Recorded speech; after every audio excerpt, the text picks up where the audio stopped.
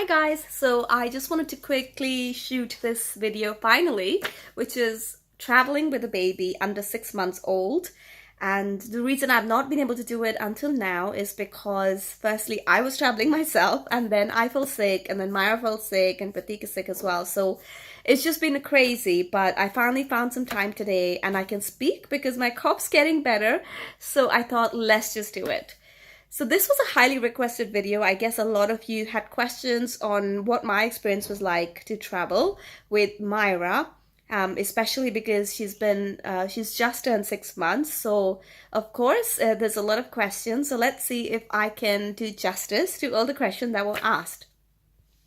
Firstly, I think it's definitely doable traveling with a baby. And in fact, I think, in my opinion, it's actually easier to travel with a small baby than when they start to move and start to eat, because it's just less fuss and less things to worry about.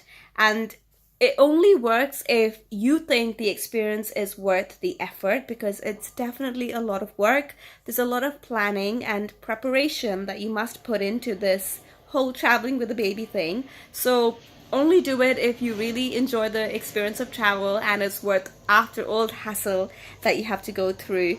And I think in my case it was definitely worth it. So I'm referring particularly to the most recent trip I did to France. And I absolutely loved it. I mean, it was just perfect. It was just so baby friendly, and I guess that was one of the main requirements as well. So when I chose south of France to travel to with Myra, I made sure that the flight was short, so I only have done short haul flights with her, a maximum of an hour and a half, and that way, time difference is not much. It's just an hour, which is a lot easier to get adjusted to.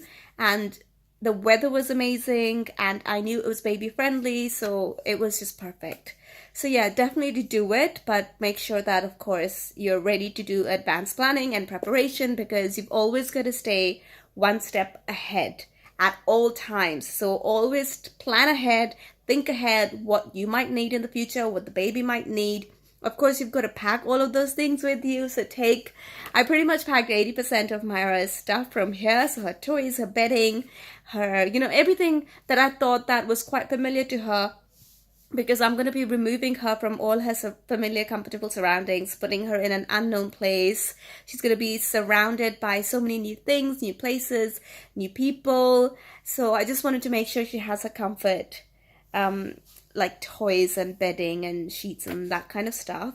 So I packed a lot of stuff for her, and it was a lot easier as well because she wasn't eating at that point. Now she is. So I didn't have to worry about food. That makes me think the next time I'm going to have to take snacks and stuff with me as well. God. The other thing that I think is really good to do is to book an Airbnb rather than a hotel, because with a baby, you just kind of want more space and you want a bit more flexibility. So there were times when we would all get up and get ready, because I was traveling with my parents and my family. So we would all get up, get ready, and think, okay, once she's up, we all get ready and then we get out of the house. But Myra would just randomly decide that she wanted to have a nap, and so she would fall asleep, and then you don't really want to wake up a sleeping baby, so we just hang around and chill for an hour or so.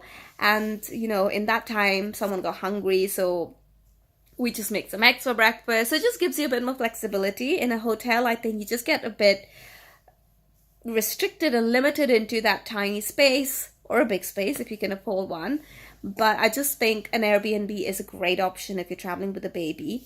I also think that you want to travel for a longer period of time with a baby, because before, as a couple, like Pratik and I would have just done south of France in maybe 3-4 days, and we would have jam-packed it with loads of stuff to do, and it would have been great.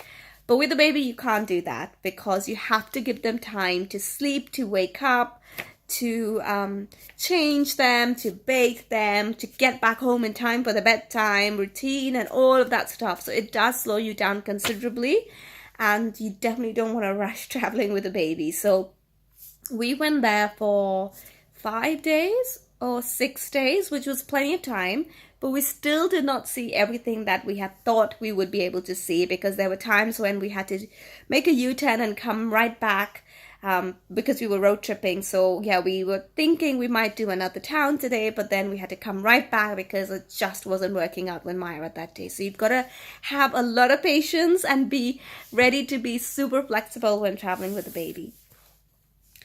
So I've spoken about short haul flights, and I've only done 2 flights to Brussels, which is literally just an hour, and then the French flight was literally an hour and a half. So yeah, I haven't done long haul flights, and I don't feel like I want to either, because there were a couple of times where she got a bit cranky, and I can't imagine what it would be like if the flight was any longer. So that was that. I've spoken about less time difference. I'm just going through my notes here. Hi, Myra. Hi, baby. Give me 2 minutes. I'll be done, okay? So I spoke about routines. Now, routines, I think, is super important. Of course, you cannot be that strict when you're traveling, but you kind of roughly have to follow some kind of routine. Otherwise, in my opinion, they get super cranky and it doesn't work. So I would make sure my days would be flexible with Myra, and I would try and get her to nap wherever we were during the day, because it's kind of hard to go out just for a couple of hours because we were road tripping, so everything was like literally an hour drive away anyway. So I would make sure that during the day it was a bit flexible, but at nighttime, which for Myra, her nighttime starts at like 5 p.m. because she starts to get cranky, I would make sure that we would try and be back home by around 6 p.m. so that I could wind her down, feed her, change her, massage her, and put her down to bed. I think that was super important for me. During the day, it got a bit tricky because I was trying to be a bit flexible and trying to get her to nap in different spots. If your baby is quite easygoing, they might nap anywhere. Myra, she gets distracted very easily. If someone talks, if it's too bright, she just gets distracted super easily. So that was a bit difficult, but I did not take a pram with me. I took my Ergo Baby carrier, so that helped because she was nice and snug and she would just fall asleep on my chest. That's the other thing I want to talk about, is that you might want to decide if you want to take a pram. Sorry, I'll be 2 minutes.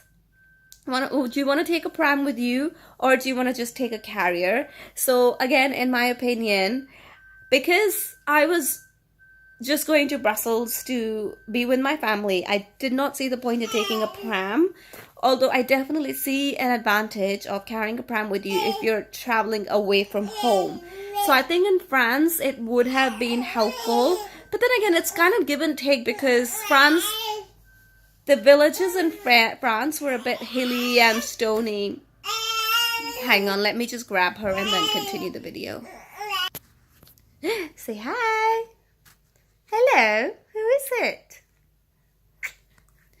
So as I was saying, some of the villages in France were hilly and stony, and it would have been a real nuisance to take a pram there. So I was quite happy taking the carrier, but it does get quite uncomfortable if you're out the whole day and you're carrying a baby on you. You kind of need to let them also rest and lie down flat. So I think a pram would have been okay. I don't know, it's a hard one, especially because you also need to have space in your car for a pram on top of all the luggage you're carrying. So if you don't know how it works on planes, then it's probably worth me just touching on the subject, although you can do your own research by going onto each individual airlines, as they all have different rules. But most airlines will let you take a pram with you or a pushchair with you for free, or a car seat.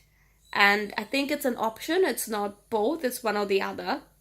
You can either take it with you all the way up to the point where you board the plane and then they put it in the hold for you, or you can check it in while you're checking in the rest of your luggage. So the first time when I traveled, I took the pram all the way to the gate with me and then they put it in the hold, but they managed to put a dent on my pram, and so the second time I didn't carry it with me. That was also another reason why I didn't take the pram. I was quite annoyed, and you can't do anything about it because it's just classed as wear and tear. I did not take a car seat with me because with the hire car that we had in France, we also hired a car seat, so that worked out. But if you're traveling in peak summer period, then you might want to check, because they do run out of car seats just because they're so in demand. So it's probably worth taking your car seat if you're traveling in peak summer. what else do I want to talk about? Oh yeah, and obviously this is just for short haul flights, because if you're on a long haul flight, then you want to book a bassinet for your baby to make sure that they have the space to lie down and sleep and rest and play and all of that stuff. And then in terms of sleeping while she was there in France, because Pratik wasn't traveling with us, so I had the bed to myself, which meant I could sleep Myra next to me. And but I do know that when you book Airbnbs or hotels, you can ask for travel cots, which works out quite well. So that's the other option. Basically, the Airbnb that I booked, I made sure that it was next to a supermarket, so that if I needed anything like nappies and stuff and wet wipes, I would be able to pop out and buy them immediately. It's also a good idea to check out and take with you a lot of medicines that your baby might need. So I took loads of stuff like sunscreen and calamine lotion. I was just paranoid that I might not find things when I need them while I'm in France, although it was super easy because there were pharmacies everywhere. But it's just better to take things from your home country if you can. So I took sunscreen and like her paracetamol and like her, I don't know, like nappy rash creams, everything basically that I use in my daily life here. So that was that. I think that's everything I wanted to talk about. If you have any more questions, if I've forgotten anything, then please drop me a comment here or message me on Instagram. I'll be more than happy to help. I definitely really enjoyed traveling with Myra, and I was just so appreciative of the fact that she got to enjoy a new culture, and she's actually a super friendly baby. So when she went to different places and people were talking to her, she would like respond and smile. And it was just, I think, a different experience for her to listen to all the accents around her. Yeah, I definitely think it was worth it. And the next time I travel, I'm thinking I'm going to have to sort out the food situation, and she'll be on the move. So who knows what it's going to be like. You always have new challenges with a growing baby, don't you? Okay, so this is a bit difficult to shoot the video with Myra. So I'm going to stop here. Myra, say goodbye. Myra, say bye-bye. Bye-bye. All right. Okay. All right. Say bye. Bye-bye.